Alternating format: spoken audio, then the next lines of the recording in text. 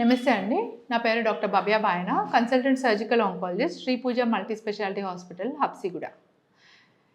ఈరోజు మనం very common new year అయింది, ఇప్పుడే అందరు చేసే పని పార్టీలకు వెళ్ళడం, ఎంజాయ్ చేసాము. సో దాంట్లో ఒకటి వెరీ కామన్ థింగ్ ఏంటంటే ఆల్కహాల్. ఇప్పుడు మనకి ఏ సెలబ్రేషన్ అయినా సరే, ఏ ఈవెంట్ అయినా సరే ఆల్కహాల్ లేనిది అవ్వదు. అండ్ మనందరికీ ఏంటంటే సినిమా థియేటర్కి వెళ్ళిన వెంటనే కూడా మనకి ఫస్ట్ స్మోకింగ్ వల్ల ఇదవుతుంది, స్మోకింగ్ వల్ల అదవుతుంది అని స్మోకింగ్ని బొమ్మలు సిగరెట్ డబ్బాల పైన క్యాన్సర్ బొమ్మలు వేయడం వల్ల అలా ఒక బ్రెయిన్లో ఒక ఫీడ్ అయిపోయింది స్మోకింగ్కి క్యాన్సర్ వస్తుంది అని. కానీ మనం ఏదైనా మందు బాటిల్ తీసుకున్నాం అంటే దానిపైన క్యాన్సర్ వస్తుంది అని ఎక్కడ ఉండదు. ఏ సినిమా థియేటర్లోనూ మందు తాగడం వల్ల క్యాన్సర్ వస్తుంది అని ఏమీ ప్రచారం జరగట్లేదు. సో సబ్కాన్షియస్గా అదో ఒక రిలాక్సేషన్ ఉంటుంది, ఏమో ఆల్కహాల్ తాగితే క్యాన్సర్ రాదేమో, అంత భయంకరం కాదేమో అనేది ఒక మిస్కన్సెప్షన్ ఉండొచ్చు. అట్లీస్ట్ నాకు కూడా అనిపిస్తుంది. రెండాట్లో ఇప్పుడు ఒక పేషెంట్ వచ్చి నేను స్మోకింగ్ చేస్తాను, ఆల్కహాల్ తాగుతాను, నేను ఏది మానేస్తే బెటర్ అంటారు అనుకోండి, నేను ఫస్ట్ స్మోకింగ్ అని చెప్తాను. నాకు కూడా సబ్కాన్షియస్గా ఉంది క్యాన్సర్కి ఆల్కహాల్ కంటే స్మోకింగే ఎక్కువ ఇంపార్టెంట్ అని. కానీ ఆల్కహాల్ వల్ల కూడా క్యాన్సర్ వస్తుంది compulsory. And alcohol and smoking కలిపి చేసిన వాళ్ళకి 1+1 2 అవ్వదు, అది 1+1 10 times ఎక్కువ రిస్క్ ఉంటుంది. సో ఆల్కహాల్తో కంపల్సరీగా ఒక 7 క్యాన్సర్స్ వరకు ఎక్కువగా అవుతుందని ఆల్రెడీ రీసెర్చ్లో ప్రూవెన్. అది బ్రెస్ట్ క్యాన్సర్ అంటారు, పెద్ద పేగు cancer, colorectal cancer, head and neck cancers అంటే నోట్లో కానీ, మెడ క్యాన్సర్, ఇసోఫేజియల్ క్యాన్సర్స్ అంటారు, స్టమక్ క్యాన్సర్స్, ఇవన్నీ ఆల్కహాల్తో రిలేటెడ్ క్యాన్సర్స్. ఒక వెరీ కామన్ మిస్కన్సెప్షన్ ఆర్ ఇప్పటిదాకా మేబీ లిటరేచర్ కూడా అలాగే ఉంది అనుకుంటుంటే, రోజుకి ఇంత ఆల్కహాల్ తాగొచ్చు మనం అనేది ఒకటి అనుకుంటాం మనం. ఆ లిమిట్ ఇంత ఆల్కహాల్ తాగడం వల్ల మనకి బెనిఫిట్ ఉంటుంది, ఇంత ఆల్కహాల్ తాగితే పర్లేదు ఏం కాదు అనేది ఒక అందరూ అడుగుతారు. ఏ ఆల్కహాల్ అయితే ఎంత తాగొచ్చు అనేది మాకు కూడా నేర్పించారు, కొన్ని లిస్టర్స్ ఉంటాయి. కానీ క్యాన్సర్కి ఆల్కహాల్కి సంబంధం ఏంటంటే, మీరు ఎంతన్నా తాగండి, ఒక 30 ml తాగండి, ఒక పెగ్గే తాగండి స్మాల్, ఆర్ ఒక 1 లీటర్ బాటిల్ మొత్తం లేపేయండి, ఈ 30 mlకి ఎంత రిస్క్ ఉంటుందో బాటిల్ మొత్తం లేపడానికి కూడా అంతే రిస్క్ ఉంటుంది.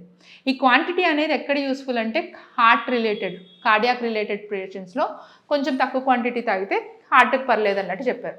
కానీ ఇప్పుడు మనం ఒక మనిషి అంటే నాకు హార్ట్ ప్రాబ్లం, హార్ట్ అటాక్ వచ్చి చనిపోయినా చనిపోవడమే, క్యాన్సర్ వచ్చి చనిపోయినా చనిపోవడమే. సో నేను ఇప్పుడు ఎలా డిస్కస్ చేసుకోవాలి, నేను హార్ట్కి ఇంపార్టెన్స్ ఇవ్వాలా లేదంటే క్యాన్సర్కి ఇంపార్టెన్స్ ఇవ్వాలా అనేది డిస్కస్ చేయలేం కదా. Ultimately it's about your life. Alcohol అనేది క్యాన్సర్కి ఏ క్వాంటిటీలో అయినా రిస్కీయే. ఇలాంటి ఇంకో మిస్కన్సెప్షన్ ఏంటంటే రెడ్ వైన్. రెడ్ వైన్ అనేది లేడీస్ డ్రింక్ అంటారు. కొంతమంది అయితే ఈవెన్ రెడ్ వైన్ కంపల్సరీ రోజు తీసుకుంటేనే ఎక్కువ రోజులు బతుకుతామని కూడా స్టడీస్ ఉన్నాయి కొన్ని. ఈ రెడ్ వైన్ అనే దానివల్ల క్యాన్సర్ రాదు అనుకుని చాలామంది అనుకుంటారండి, అది ఒక పెద్ద మిస్కన్సెప్షన్. రెడ్ వైన్ వల్ల కూడా క్యాన్సర్ వస్తుంది. So alcohol is like directly related to cancer. మిగతా మీరు ఏవి చదువుకున్నా ఇంకా హార్ట్ బ్రెయిన్ అవన్నీ వాటి గురించి నేను మాట్లాడట్లేదు, కానీ cancer and alcohol are like compulsory related. So మనం ఏం చేయాలి ఇప్పుడు, మరి ఆల్కహాల్ లేకుండా బతుకుదామా, ఇజ్ ఇట్ పాసిబుల్? ఇప్పుడు మీరు చూసారంటే బయట ఫంక్షన్స్లో ఈ మధ్య అయితే లిటరలీ ఫంక్షన్స్ అండ్ ఈవెంట్స్లో ఎవ్రీవేర్ కిడ్స్, పిల్లలు కూడా మొత్తం.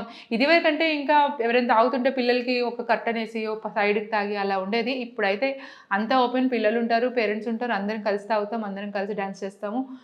దానివల్ల పిల్లలకు కూడా ఇదో పెద్ద ప్రాబ్లం కాదేమో, తాగితే ఏం కాదేమో అనే ట్రెండ్ కూడా అలవాటు అవ్వచ్చు. సో ఆల్కహాల్ అనేది దానివల్ల మనకి హాని జరుగుతుంది అనేది సొసైటీలో మాట్లాడాలి, దాన్ని అవేర్నెస్ అనేది క్రియేట్ చేయాలి.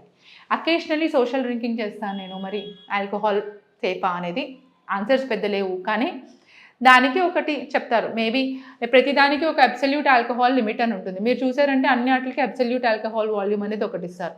అంటే బీర్లో ఎంత పర్సెంటేజ్ ఉంటుంది, దాంట్లో ఎంత యాక్చువల్లీ ఆల్కహాల్ అంటే ఇథనాల్ ఎంత ఉంది అనేది చూసుకోవాలి. దాంట్లో ఎంత ఎక్కువ పర్సెంటేజ్ అవుతుంటే అంత రిస్క్ ఎక్కువ మీకు. సో జనరల్గా ఓ 14 యూనిట్స్ వరకు, యూనిట్ అంటే ఒక్కొక్క దానికి డిఫరెంట్ ఉంటుందండి. బీర్కి ఒక యూనిట్ అంటే డిఫరెంట్, వోడ్కాకి ఒక యూనిట్ అంటే డిఫరెంట్, వైన్కి ఒక యూనిట్ అంటే డిఫరెంట్. అలా యూనిట్ అనేది అబ్సల్యూట్ ఆల్కహాల్ వాల్యూమ్ బట్టి డిసైడ్ అవుతుంది.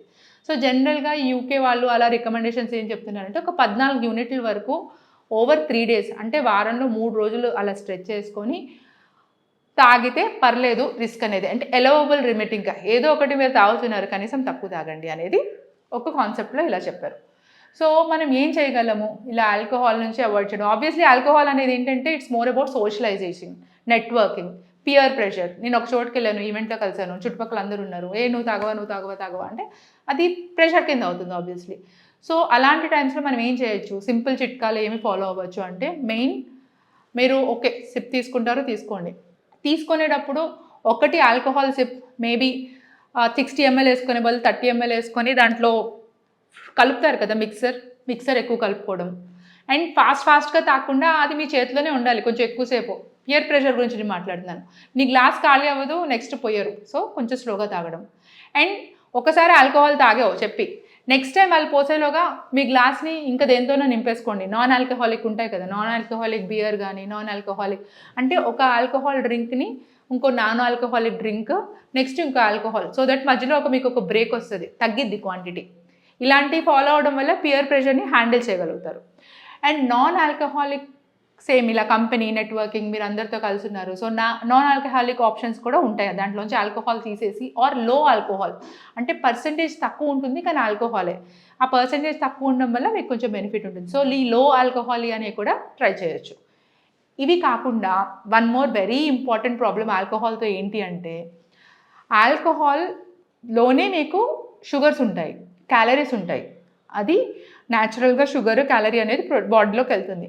అది కాకుండా దాంతోపాటు మిక్స్ చేసుకుంటారు. ఇంకా కొంతమంది అబ్బాయిలు అయితే కనీసం వాటర్ ఆర్ సోడా ఇలాంటివి మిక్స్ చేసుకుంటుంటారు, కానీ అమ్మాయిలు మాత్రం మంచిగా క్యాన్బెర్రీ జ్యూసు, ఆరెంజ్ జ్యూసు అన్నీ టేస్ట్ తెలియకూడదని అన్ని రకాల స్వీట్ డ్రింక్స్ కలిపేసుకొని కాక్టైల్స్. సో దానివల్ల ఏమవుతుందంటే మీకు యాడెడ్ క్యాలరీస్ షుగర్ కూడా అవుతుంది. ఇప్పుడు మన క్యాన్సర్కి 2 రకాలుగా వస్తున్నాయి అనమాట. ఏంటి, ఆల్కహాల్ నుంచి మీరు క్యాలరీస్ పెంచుకుంటారు, ఆల్కహాల్ తాగుతారు, దానివల్ల క్యాలరీస్ వస్తుంది, బరువు పెరుగుతారు, దానికి తోడు సైడ్ స్నాక్స్. ఈ సైడ్ స్నాక్స్ అనేవి ఆల్కహాల్ కంటే డేంజరస్ అనిపిస్తుంది నాకు. దాంతో చికెను మటను హై సాల్ట్ వేసుకొని, ఉప్పు కారం ఎక్కువ ఉండి సాల్ట్ వేసుకొని ఎక్కువ ఉండడం తినడం, వీటి వల్ల క్యాలరీస్ పెరుగుతాయి. సో మీ సైడ్ స్నాక్ అనేది కూడా చాలా చాలా కాన్సన్ట్రేట్ చేయాలి. మీరు అది చిన్న పని అనుకోకూడదు. తాగుతున్నారు తాగండి, కానీ తాగేటప్పుడు అట్లీస్ట్ బాయిల్డ్ ఎగ్ స్నాక్స్ తీసుకోవడం కానీ, స్టార్టర్ కింద రీప్లేస్ చేసుకోవాలి చిప్స్తో కాకుండా. బాయిల్డ్ పీనట్స్ అంటే ఉడకబెట్టిన పల్లీలు తీసుకోవడం కానీ, చిక్ పీస్ తీసుకోవడం కానీ, ఆ ఆల్టర్నేట్ అనేది ఎక్కువ డీప్ ఫ్రైడ్ లేకుండా కొంచెం హెల్దియర్ ఆప్షన్స్ అనేవి షిఫ్ట్ అవ్వాలి.